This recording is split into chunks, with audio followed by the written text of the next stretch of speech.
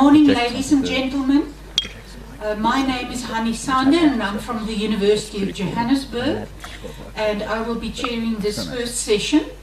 You know, I know now why people like Jack Sparrow actually wears these very long caps, because I cannot see any of you, so I assume this auditorium is packed by now. But it's my pleasure to introduce to you Professor Adam Habib, but before I do that, please ensure that your cell phones are switched off. Thank you very much. Okay. Case in point. Prof. Adam Habib is the Deputy Vice Chancellor Research, Innovation and Advancement at the University of Johannesburg, South Africa, and of course, as such, the library reports to him as well. He has held many academic appointments over the decade at the universities of Durban, Westville, as well as in KwaZulu-Natal, and he was also at the Human Science Research Council.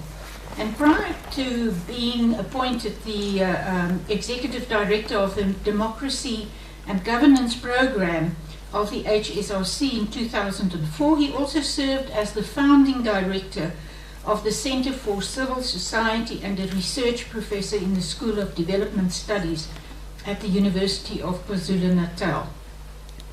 He has served on many editorial boards, co-editor of Transformation as well as Politicon, and he also sits on the editorial board of various South African Labour Bulletin, Voluntas, and the UNESCO 2009 World Social Science Report. His research interests include democratization and development, contemporary social movements, giving and solidarity, institutional reform, race, redress, and citizenship, and specifically South Africa's role in Africa and beyond. He has recently concluded a study on the state of academic freedom in South Africa and sat on the task group on academic freedom and institutional autonomy established by the Council for Higher Education. Now, this is his official biography, very abbreviated biography. But I would also like to describe him as a rebel with a cause. He also was responsible for the UJ Open Access mandate to be passed by Senate last year, and we also signed the Berlin Open Access Initiative as well as the Budapest Open Initiative. I would like to introduce him before he starts with a quote from Socrates. By all means marry. If you get a good wife, you'll be happy. If you get a bad one, you'll become a philosopher. And that is a good thing for any man. Now, I would like to say I know his family, and I know he's devoted to his wife. He's got a very good wife, but at least we have got a politician, an academic, as well as a philosopher. Adam, it's my pleasure to introduce you to speak on the topic, the democratic right to information and the implications for academic institutions. Thank you.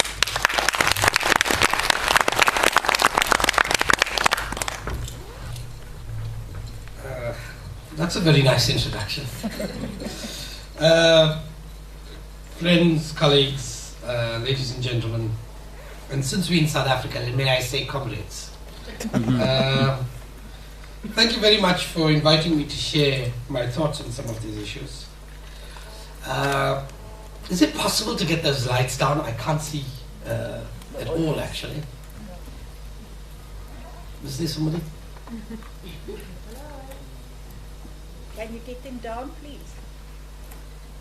No, I can't. All right, well, ladies and gentlemen, welcome to South Africa. Welcome to Cape Town.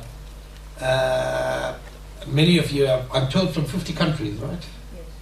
Yes. And that's fantastic. It's fantastic to have colleagues and friends and comrades, as I said, from around the world. It seems to me that increasingly our higher education systems are integrating in ways that they should be. Knowledge in our world has never been bound by national boundaries. And it's important that we increasingly transcend these national boundaries in ways that enable us to begin to address the challenges of our world. So it is a real pleasure to be able to talk to you. It is a real pleasure to engage you.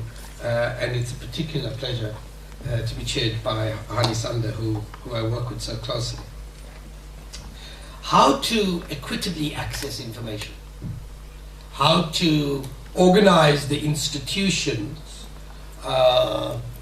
that house this information is perhaps one of our fundamental questions of our time. And there is too little, it seems to me, deliberation on these kinds of issues. And I think there needs to be much more collective deliberation on this matter. In part because not only is it important for higher education and universities to deliver on the mandate, it is fundamental to creating a better world and to allowing for an inclusive development to emerge across all of our countries. And I think that too often we don't think sufficiently, collectively at least, about these issues, about how to organize information and how to ensure particularly that there was equitable access to that information. Now, I'm very well aware and I'm very mindful of the fact that this platform on which I'm standing is organized in part by colleagues in South African university libraries, but also colleagues in the NRF, which is a public research parastatal in South Africa. It is also a platform, I might note, that is sponsored by Elsevier, which is perhaps one of the largest international academic publishing houses in the world. And as a deputy vice chancellor, if you like, for some of you, a vice president of research at a university, I'm obliged to observe certain protocols. But I'm going to beg your indulgence in this regard today. And I think, and in part I'm going to do so because I think that there's an urgent need, if you like, for some fairly blunt talk on the issues that we are speaking about. As my comrades on the political left and the ideological left, both in South Africa and elsewhere, often remind me, I think today we need to voice the words of Edward Said, that sometimes it is important to speak truth to power.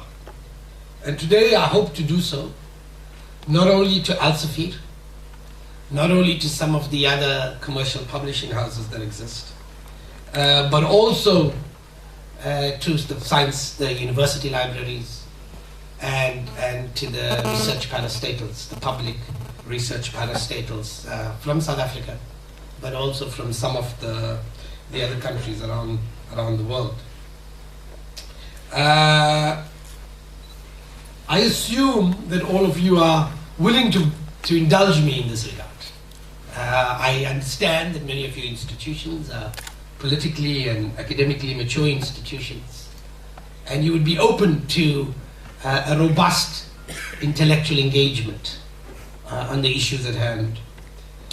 For the individuals within these institutions that I might offend in, I apologize in advance. As I said, I do think we need some blunt talk. I do think that we need some honest engagement around the issues at hand. And it seems to me platforms like this are meant to facilitate at least a robust conversation. For those that I offend, my apologies. All I can say is feel free to be as critical of me as I am going to be in the words that follow. I have a thick skin, and I'm prepared to receive as much as I hope to give in the next couple of minutes. Let me at this point also indicate that I'm not a researcher of higher education, and neither am I a researcher of the open access movement in that regard. Rather, I'm a political scientist, somebody who's worked in the area of democratization, institutional reform, and inclusive development. But as an engaged academic, I am somebody who actually believes that not only do we write about the world, not only do we theorize about this world, but the purpose is also to change this world. And in that regard, I have often tried to capture some of my thinking, some of my writing, in a much more popular discourse in journalistic forums, in the broadcasting media, etc. I'm also a bureaucrat at a university, and I mean that as a nice description. I am the Deputy Vice Chancellor for Research, Innovation and Advancement. And as the portfolio of responsibilities, as Hani indicated, one of the portfolio of responsibilities I have is for the library. And I have spent 3 years, Hani, thinking through with Hani and others and our colleagues how to reorganize the library, how to transform the library so that not only is it world class, but that it achieves the contextual needs of post-apartheid South Africa at the dawn of the 21st century. And my reflections today, some of which has been published in the World Social Science Report, is reflectedly the thoughts that we've grappled with over the last 3 years on how to transform the library and how to make information available to the vast majority of our students, our researchers, and others. So let me begin with those preliminary comments by asking you to imagine something. Imagine an industry in which workers are laboriously produce the product and are paid by the public purse. Imagine that the product they produce is very carefully reviewed and quality assured, and the reviewers themselves are paid by the public purse. And then imagine that that product is sold by a private company back to the very public institutions at a huge profit. Imagine, just as importantly, that that private company is a European or North American one. Its products are priced in euros and dollars. Its publicly paid workforce comes from across the globe, as do its massive profits, all at the cost of beleaguered national budgets of nation states, especially those of the developing world. The situation actually reminds one of feudal relations established amongst the colonies at the height of imperialism some 50 to 100 years ago. Yet, such an industry thrives at the dawn of the 21st century across this world. And that is the world of the international academic journal publications industry. There are huge profits to be made.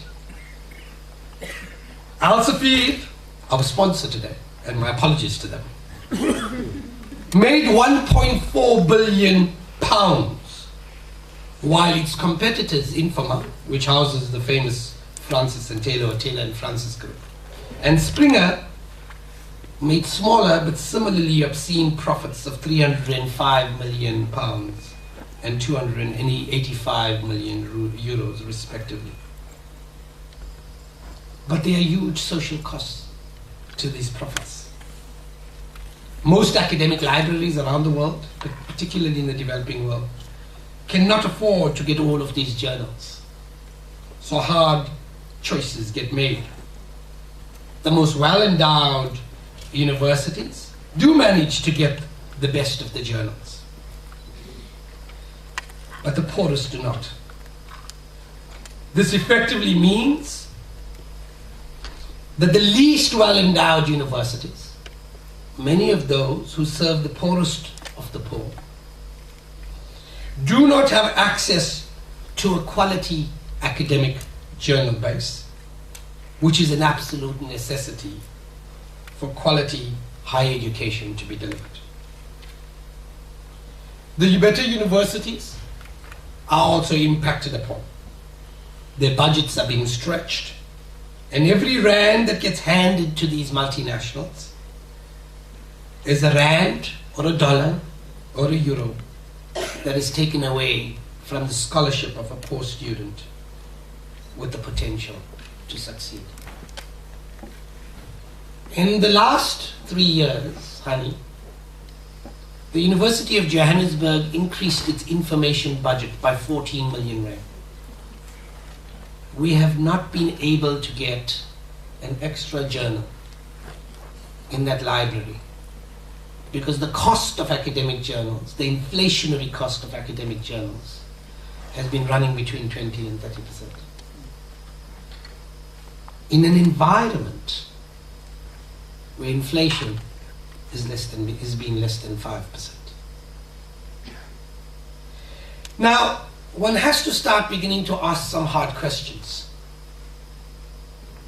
And indeed, it seems to me that some of these hard questions have begun to be asked by a range of players, not only in developing countries, but also in the developed countries. Globally, we have seen the beginnings of an open access movement that has transcended the North-South divide. We've seen governments have also begun to think through solutions.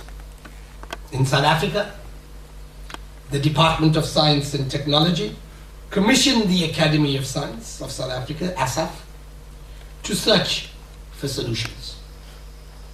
The Academy has recently proposed a set of measures to encourage the development and publication of an academic books industry in and from South Africa. It has also proposed the development of cost-effective, high-quality indigenous journal platform to serve as an outlet for the free online dissemination of research results worldwide. The platform is called SILO, South Africa, and it is embedded in a growing multi-country silo system that originally began in Brazil, but that is increasingly beginning to take place and beginning to incorporate many other countries. The main problem standing in the way of a real improvement in the scholarly performance of researchers in the developing world, of students in the developing world, of scholars in the developing world, is access to high-impact international literature emanating from North America and Western Europe. These are largely published by these multinational companies on highly profitable commercial platforms and represent some of the most important scientific journals of our time. Access to these is necessary if our postgraduate students, our staff, our scholars are to get to the cutting edge of global knowledge in their respective fields. To develop cost-effective access to these journals, the Department of Science and Technology in South Africa has requested ASAF again to investigate how other countries have begun to do this. And ASAF has contracted that responsibility, I think, to Johan Matona from Stellenbosch University. And they are looking at a number of models. In Brazil, for instance, what we have is an organization called CAPES, which is very similar to the National Research Foundation in South Africa. But CAPES has the mandate to purchase access to high-quality international journals from the international publishing houses for the entire public university system with postgraduate programs. So if you're a student in any university in Brazil, whether the University of Sao Paulo or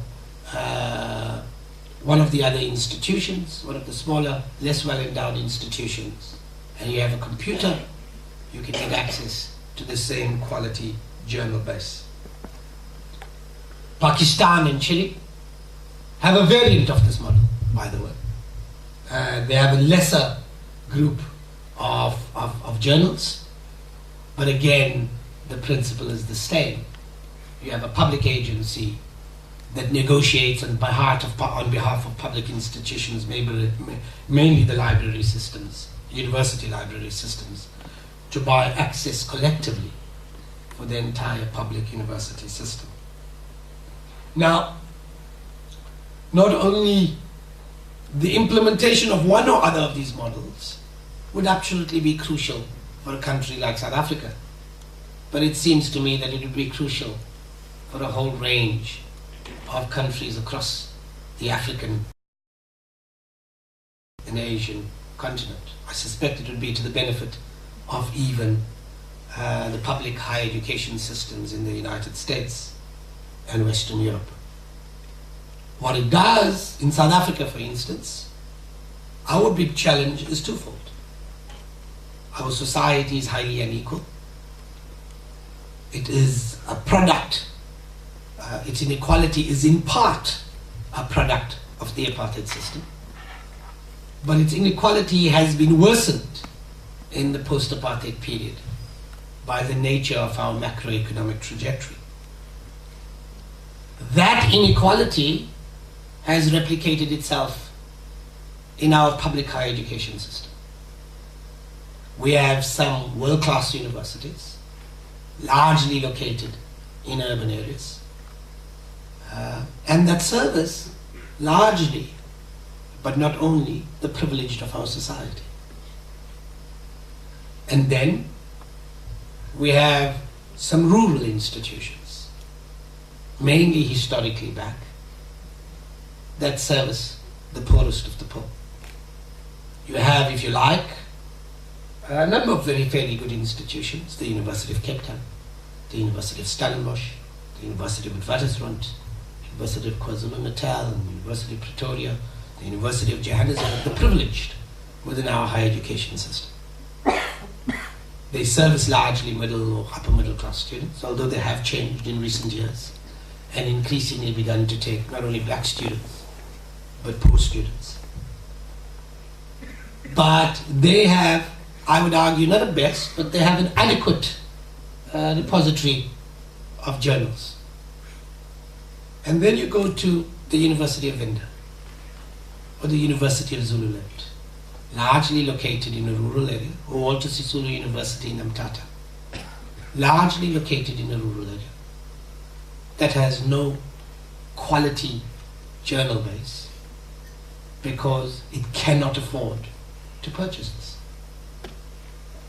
Now, if you had a collective buying, if you had the ability to collectively buy this journal base, you would be able to provide, well, you would be able to do two things. Firstly, you would have buying power. And because you have buying power, you're buying an enormous amount of journals, you're buying an enormous amount of access, you can begin to squeeze the commercial academic publishing houses for price. Secondly, you would provide equitable access. You would save money, but simultaneously you would be able to provide the student sitting at the University of Venda and the student situated at the University of Cape Town with access to the same quality of journals. And the question that we have to ask is, why is it 17 years after the fall of apartheid? Why is it 17 years in a democratic system? We have not as yet been able to provide an equitable access to the student and the University of Venda and the student at the University of Cape Town, why is it that we haven't been able to provide them with an equitable access to quality journals that is required for their graduation, for the quality of their higher education system? It seems to me that we have to take collective responsibility for this. You cannot tell me that it's about money, because we would have saved money. You cannot tell me that you're against an equitable access. You're against poor black students in rural areas having access to a quality journal base. So why is it, in the midst of a democracy, 17 years after our transition, we continue to replicate one of the most abhorrent aspects of the unequal higher education system that we inherited? And collective responsibility has to be borne by all of us. It has to be borne by the ministries and the ministers who refuse to intervene on this question. It has to be borne by the science councils whose mandate is to serve as a link between all of our institutions and collectively harness our intellectual energies. We have not done that. It has to be borne by the librarians of the university libraries who got so immersed in the institutional politics and in the institutional ambitions that they sacrificed the provision of collectively generating the journal base by pooling their resources and buying access to a journal base that all of us could collectively have access.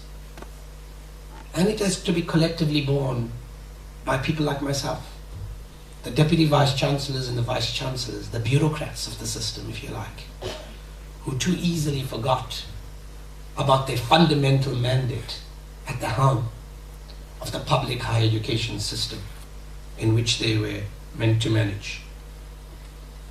So I think we have to start asking some really, really hard questions about what is possible, about what we have done, and what we need to start doing in the coming months and years.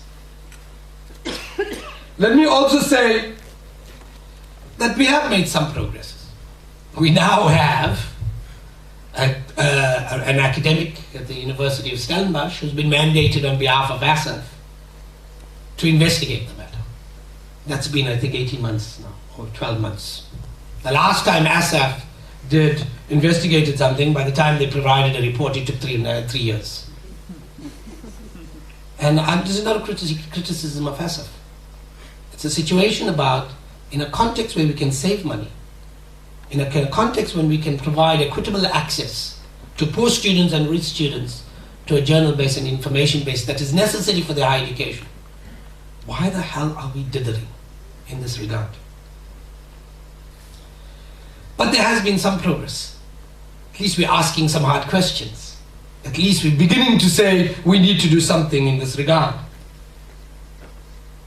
But it seems to me that despite the limited progress we have had, is ASAF not being too timid in the reforms that it has proposed? Perhaps the problem with ASAF, I'm posing it as a speculative gesture, is that it has too many middle-class academics who have not had sufficient experience in social struggles and find it difficult to think outside of mainstream frameworks. For instance, let me pose the question. Should ASAF not direct public support to only 1 or 2 consolidated academic publishing houses in South Africa? We have many today, none of which are world class. But should we, as a nation of only 50 million people, not be thinking of pooling our collective resources and building 1 or 2 world class publishing houses? At the moment, in the last 3 years, some wonderful books that were produced on South Africa, from South Africans, in South Africa's public higher education system. And where do those books get published? They get published in either North America or the UK by international publishing houses there.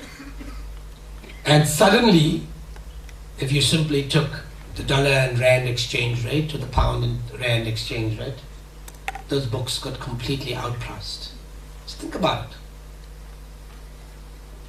Academics paid by public money in South Africa, doing research on South Africa that would be of enormous benefit to students in South Africa and elsewhere in the world. But the publication outlets for that research has happened in a foreign shore, and that's not a problem. But what is, that it's occurred in a context where the ability to buy back for people to access that research is now limited. So the question is, should we again as institutions break our institutional boundaries and say, should we not be pooling our resources, collective resources I might add, to build one or two substantive academic publishing houses in South Africa? ASAP also suggests that the way we should create that indigenous platform of journals should be done through the support of author fees paid for by academic institutions. But that makes the assumption that there are enough research resources in academic institutions in South Africa in the first place. Should we not be demanding, I would argue, that such a platform be subsidized directly by a subsidy from the Department of Science and Technology? Let me give you an example. Last year I was at Harvard. Its annual research budget was $700 million. One institution. By the way, the University of Texas, it's not exceptional, the University of Texas has a similar research budget last year. If you simply look at the exchange rate last night, which was about 7.5 or 7.4 or 7.5, that suggests that it's in the region of 5 to 6 billion rand. Daisy, what's the NRF budget this year? The entire system budget, its collective resources, is anything between 1.5 or 2 billion? It's getting to 3. We are about, the entire system's resources is half that of a single institution, a well-endowed institution, but still a single institution in the United States. And what is ASAF's recommendation? Take money from those beleaguered research budgets and pay for authors' fees. The question that we've started to ask is, should we be not thinking seriously of a collective, a direct subsidy from the Department of Science and Technology? At a higher level of policy, should ASAP and the DST not be proposing reforms challenging the commercial model of academic publishing in North America and Western Europe? Should we not be arguing, by the way, that the Minister of Higher Education, Bladin Zimande, or the Minister of Science and Technology, Ms. Naledi Pandor, should they not be passing legislation that makes it mandatory for South African universities to make the scientific articles they publish available free online within 6 months to a year of appearing in international journals? Mandatory. After all, it is the money of South African taxpayers that enable the research for and the writing of the articles in the first place. Now, some in ASAP, and I have colleagues who I've spoken to, are concerned that the publishers of international journals will stop publishing the research of South African academics if this were to happen. But this is not paranoia. After all, it is hard to imagine that the editors of Nature or Science would retain any credibility, academic or political, internationally, if they were to exclude South African academics from publishing in their journals simply because the government is trying to enhance access to quality higher education for the poorest of the poor in their societies. I would love the editors, frankly, of Nature or Science to say, no, we're not publishing it because your government has made it mandatory that 6 months to a year after, you actually make this thing available to everybody.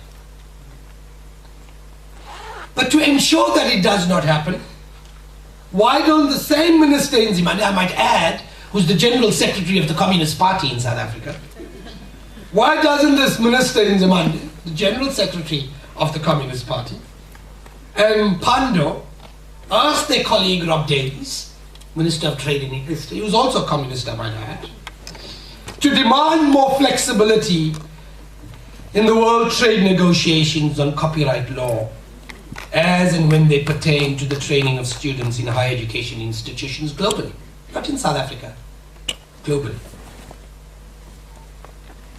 People say that this is not possible, while frankly, it has happened before. There has precedent. In fact, it is worth noting in this context that the war on high prices of drugs and the exclusionary clauses on intellectual property in relation to drugs were won by the combined struggles of civil society and progressive governments in the North and the South. 5, 10 years, 7 years ago, we had a major crisis internationally on the provision of antiretrovirals for AIDS sufferers. And there were 2 problems with it: the high price of drugs, and a government in South Africa, I might add, that was denying that HIV caused AIDS. Both of those things have been addressed. As of this year, the largest amount of HIV patients on antiretrovirals resides in South Africa. Partly because government changed its policy, and partly because we brought down the price of drugs through world trade negotiations. And this was done by the combined struggles of civil society, the treatment action campaign, the mobilization of the poor, the alliance between the treatment action campaign here and solidarity groups in Western Europe and the United States and in other parts of the world. And an international movement emerged around the price of drugs. And the prices of drugs tumbled. And that became the battleground for this, became the world trade negotiations. So, the question you have is, should one of the rallying cries of civil society and governments in the current round of world trade negotiations not be the price of and exclusionary clauses on copyright laws for international scientific journals? Should South Africa and the General Secretary of the Communist Party, who is the Minister of Higher Education, not be engaging its IPSA partners, Brazil and India, and other countries like China, Russia, Mexico and Turkey, to develop a common negotiating position on which to launch an assault on the excessive profits of the corporate academic publishing industry? Should we collectively, as academics and students, universities and science councils in the North and in the South, in the social sciences and the natural sciences, and in all the disciplinary traditions beyond these, should we collectively not come together globally, as the international anti-apartheid movement did not too long ago, but this time to demand a transformation of the commercial character of the academic publishing industry? If this intimidates us, then at least we can demand the regulation of this industry and the containment of its excessive profits. This would be a far more effective, cost-effective, and sustainable route for facilitating access to the intellectual resources required for achieving our collective higher education priorities. And let me remind you what those priorities are. Ladies and gentlemen, comrades, fellow colleagues, let me remind you what they are.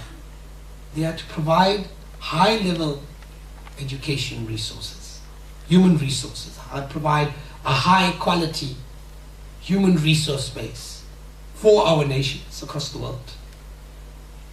It's to provide cutting-edge intellectual research knowledge so that we can begin to address our collective problems like climate change, like energy, like terrorism. These are collective problems, and these institutions and these resources, these intellectual resources, are collective public goods that should be available to every one of us, black or white, yellow or green, rich or poor, man or woman, and anything in between. That's what it should be available.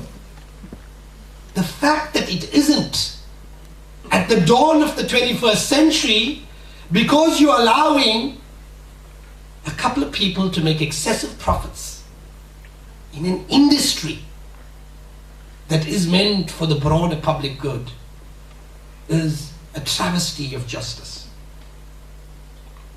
And if we don't act collectively, I might add, across North and South, across our disciplinary traditions, across our ideological preferences and biases, without doing that collective action, without bringing governments and civil societies together, as the struggles around the pharmaceutical industry demonstrated not very long ago, 5 years ago, or as the anti-apartheid movement did it 25 years ago. It has been done. There has been precedent. If we don't do that, or if we don't invest billions of additional dollars in higher education, we are unlikely to succeed in developing an equitable, diverse human resource base on which to build the knowledge economy which we all speak so much about. We will not be able, and I'll stop right at this moment, we will not be able to begin to develop the intellectual and knowledge base on which to address our collective problems. So ladies and gentlemen, and our academics, comrades, we need to start thinking outside mainstream frameworks. We need to start thinking, how do we challenge the behavior patterns that have brought us to this point, and say, how do we provide an equitable information base to students in all our countries, poor and rich, to institutions that are well endowed and less well endowed, so that we can collectively begin to create the resource base that achieves and addresses the problems that confront all of us in the diverse parts of this globe. Thank you very much.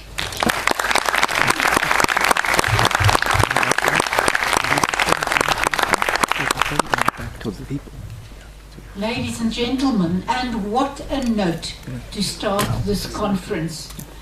I think you must all agree.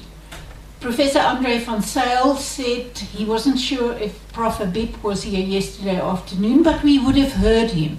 And now I can assure you, you don't even need to hear him speak, but to listen to what he says.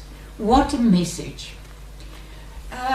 We have got some time, so we can have a question and answer session. If there are anybody who would like to make comments or ask questions, please feel free to do so. But because I cannot see you up there, please identify yourself as well, the institution or country where you're from, and let's get your questions. Okay.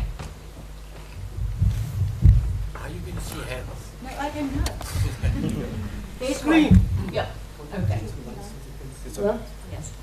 Susie Allard from the University of Tennessee in the U.S. A terrific message. Thank you so much for that. I think one of the other areas which you touched on, but I think for those of us in North America and Western Europe, would be thinking about culture change in academia, to where publications don't, for promotion and tenure purposes, publications coming from if you were to be published in a developing nation because your research would better that nation, that could count towards tenure and promotion. Currently, the way those systems work, at least in the United States, everything is by impact factor. So everybody goes to these other journals. And I know you touched on that, but for those of us who are from those countries, I think we need to think about socio-cultural change in our academic units as well.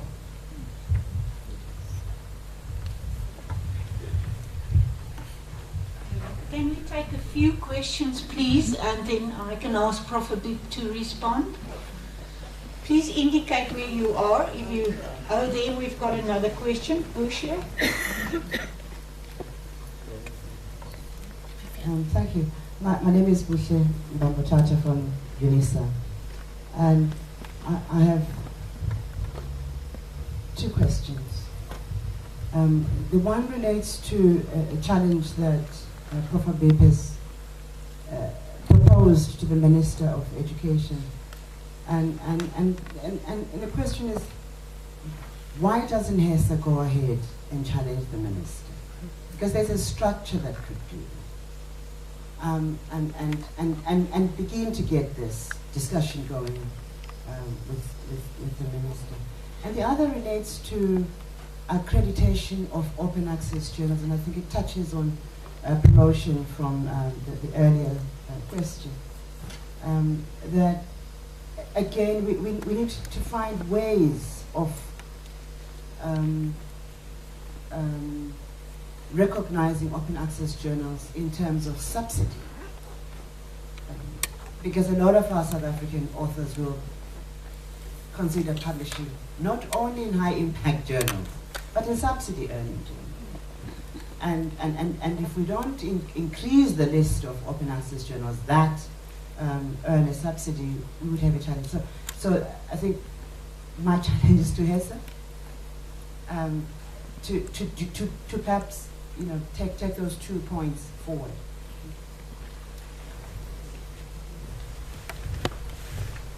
Okay, I'm relying on the gentleman running around with the mics. There's a question here. I have the mic. Charlie Greenberg, Yale University. Where are you? I can't see. In the top row, all the way in the top, Okay. raising my hand. I wanted to remind our speaker that comparing the evils of a publisher such as Elsevier, for instance, with the evils of a publisher like Nature, Elsevier has in fact embraced the idea of green open access. And every article that's published in an Elsevier journal can be posted as a postprint in an institutional repository. This is not true for an article that's published in a Nature journal. One other comment is that there is this growing interest in the idea of, again, qualitative assessment of open access publishing. There are, I think, publishers that I call predatory, who, for instance, do not really do quality peer review, but essentially become a paper mill which just try to publish things as fast as possible. So I think this issue of qualitative evaluation of peer-reviewed journals in open access is very important. Thank you.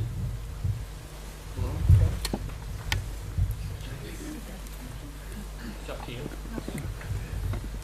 We can take another question. I hear a somewhere around here. It's Susie Allard again, and I have a question. How you feel data fits into this whole issue with global climate change, all the things that you mentioned, global climate change, energy, data seems like that's an important part of it, and how you see that fits into the whole picture of sharing globally.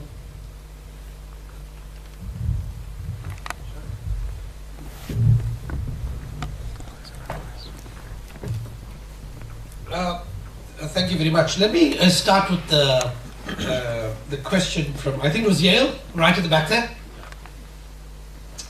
And actually speak a little about the journals. I mean, in one level, it's unfortunate that Elsevier gets mentioned, in part because actually there is some fantastic things that it's begun to do. It's established a partnership with the University of Stellenbosch, I gather. There is a conversation that has emerged with us actually at the University of Johannesburg. We have had a very productive engagement with a number of them about how to start broadening access, etc. So this is not meant to be targeted at Elsevier.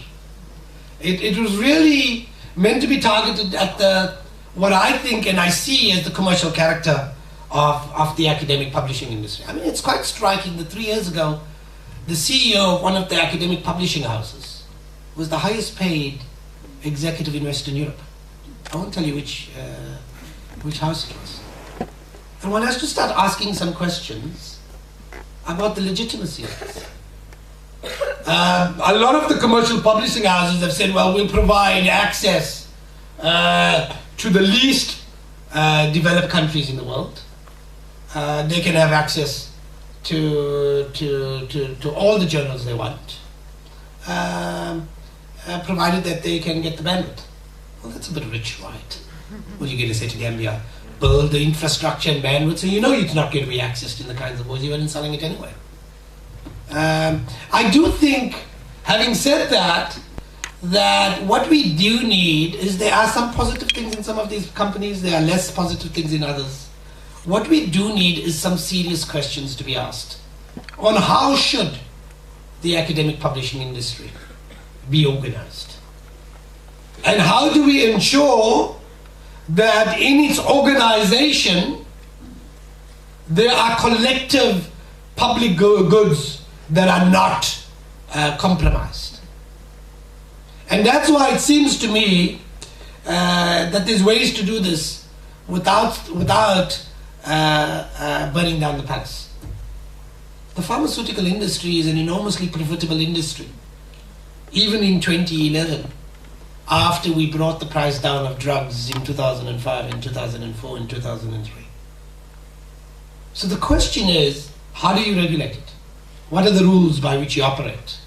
How is that structured? How do we ensure that the rules apply to everybody?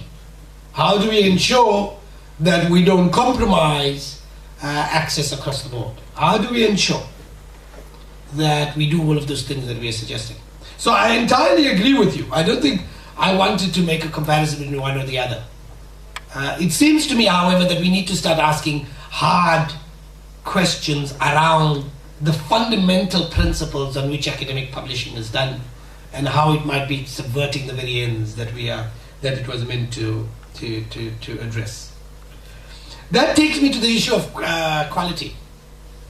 And I entirely agree with you. I think that we've got to bring together the issue of quality and the issue of online access and open access. And the problem is that too often the one happens at the expense of the other. It doesn't need to, but in many cases that it does. And we need to start thinking about how we begin to turn this around.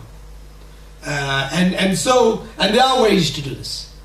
If you look at the silo system in Brazil, they are beginning to experiment with ways on how to begin to actually do this. As for the issue of peer review and impact factor, it is a dilemma, right? Because impact factor, I gave a lecture at the University of Toronto, I think 6 months ago, in a conference between higher education and the media. And I was looking at many of these, speaking to many of the journalists associated with University World News and Inside Higher Education and Higher Education Supplement. And I was challenging them to think through both peer review and impact factor and how they apply in different contexts. Let me give you an example. Blind peer review is absolutely crucial.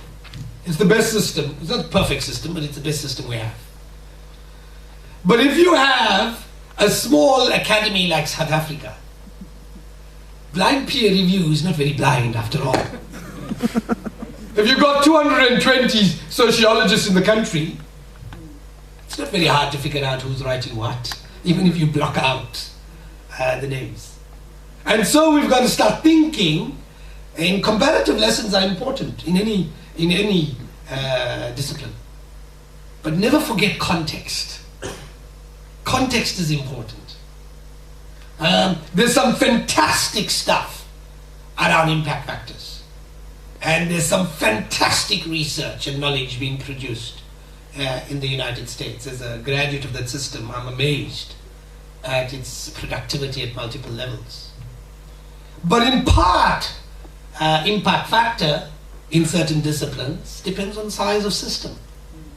If you have 20,000 universities, and you're talking, and your research area is a very narrow area, well, you got some serious citations possibilities if you've got a system of 23,000.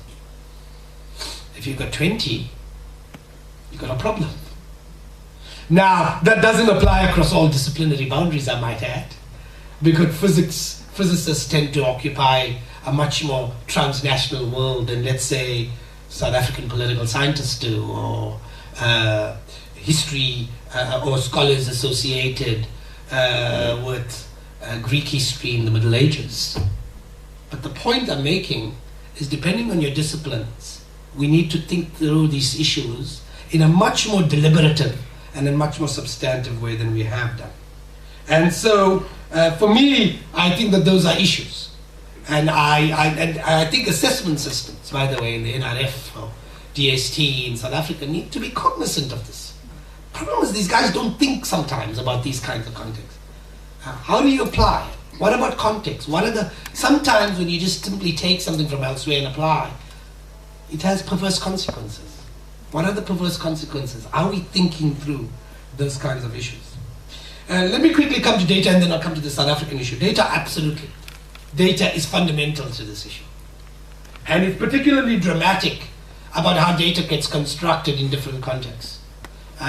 In some of the areas that I've done in, and some of the research I've done in, one of the big dilemmas of doing research, not so much in South Africa, but on the African continent, is the availability of data and how that data gets constructed. I worked in a project, an international project, scoping the size and shape of civil society and its implications. And when the definitions of what civil society or what CSOs are get constructed in abstraction from context, it skews the collection of data fundamentally.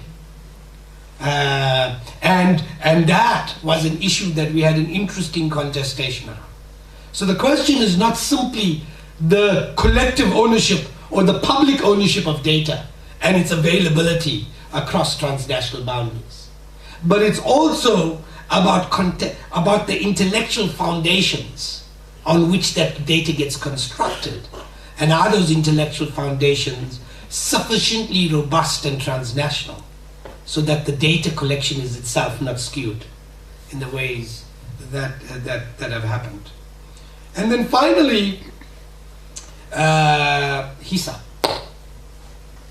HISA is a body of, for those of you who are not from South Africa, HISA is a body that brings together the vice chancellors, the presidents, university presidents of all the public universities and all the private universities, well, all the public universities in South Africa.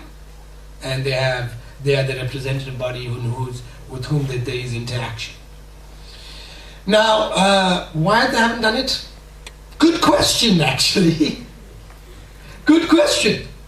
That's why one of the things that I said is that the failure 17 years later, the failure of us not providing equitable access at a cheaper rate of high quality journals is a collective problem that includes the vice chancellors.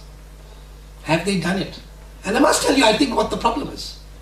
You know what the problem is? It's institutional ambition. Because we're so focused on our own institutional ambitions, and by the way, the same applies to university librarians. With due respect, the same applies to university librarians. I had a meeting in Stellenbosch 9 months ago, and I spoke to university librarians and I challenged them. Why is it that you cannot pull your resources together and do system buy? And you know what? It's just not cool to say this, but the university librarians are far more interested in their institutional ambitions. And it's not in their interest to pool the resources between Stellenbosch and UCT because that might just put Stellenbosch or UCT, whichever one you want to do, in a better position, or UWC, or this thing. They don't mind Zululand and Venda, but it's too complicated. You can't include the one without the competitors, and therefore there are consequences. It's institutional ambition. Now what bugs the hell out of me, with due respect, is these are public institutions. Your institutional ambition should be subservient to the national good, particularly to collective public goods that need to be provided. And so that's what I would like to see. I'd like you and me to demand this. When I'm the bureaucrat sitting at UJ, I would like Daisy to say, what the hell are you doing as the Deputy Vice Chancellor? Because when you do that, you put me under the institutional pressure for me to start thinking beyond my narrow institutional ambition. And that's what's going to happen. I don't believe it's impossible, by the way, to do it both institutionally and internationally. Somebody might think, I spoke to somebody the other day, and they said to me, it sounds really bizarre that you're talking about putting this in the World Trade negotiations. And I said to him, it only sounds bizarre because you've never been party to these kinds of struggles before. Actually, it was done a mere 5 years ago, 6 years ago, in a different industry. It's not as unimaginable. You just got to think outside the box and have your imagination go beyond formal frameworks that condition our choices. Again, finally, the accreditation of open access journals, absolutely. I think the colleague there made the point. And the question is, how do you ensure processes that enable that? And I think it's absolutely crucial. If we don't address the issue of quality in open access journals, create the processes to enable quality that are contextually relevant, I might add, you will never create the legitimacy of open access journals as they should be. And then we can never address, if you like, the collective problems that we confront. Ladies and gentlemen, friends, colleagues, what I'm saying is we need to start pushing boundaries here. And if we don't start pushing boundaries, we're not going to get very far. We can play at the margins, but the things are too fundamental. The consequences are too serious for us to be playing at the margins. We need to start pushing the boundaries. Do we need to be pragmatic? Absolutely, I'm happy to be pragmatic. But I do think we need to start pushing boundaries. And we're not putting enough pressure on the Minister of Higher Education, on the Minister of Science and Technology, on the President of the NRF and the Vice Presidents of the NRF, on the Presidents and Vice Presidents of the universities, including myself.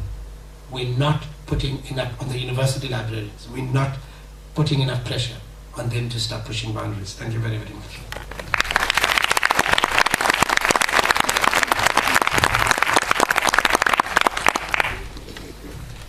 Ladies and gentlemen, and there is the lesson for us.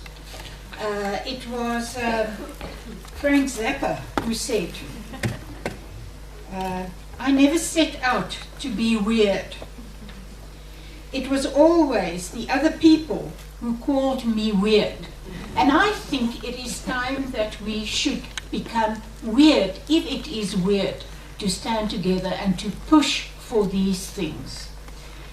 I would also like to close, and I'm very sure that Karl Marx would have forgiven me for this one. He wrote, the writer must earn money in order to be able to live and to write. But he must by no means live and write for the purpose of making money. And I think this message came across very, very strongly this morning. We need to provide that access to scholarly information. We need to think out of the box. We really need to unite. I think this is one of the places where all the workers, all the information workers need to unite. So I would like to say thank you very, very much to Prof. Habib, and let's give him another round of applause.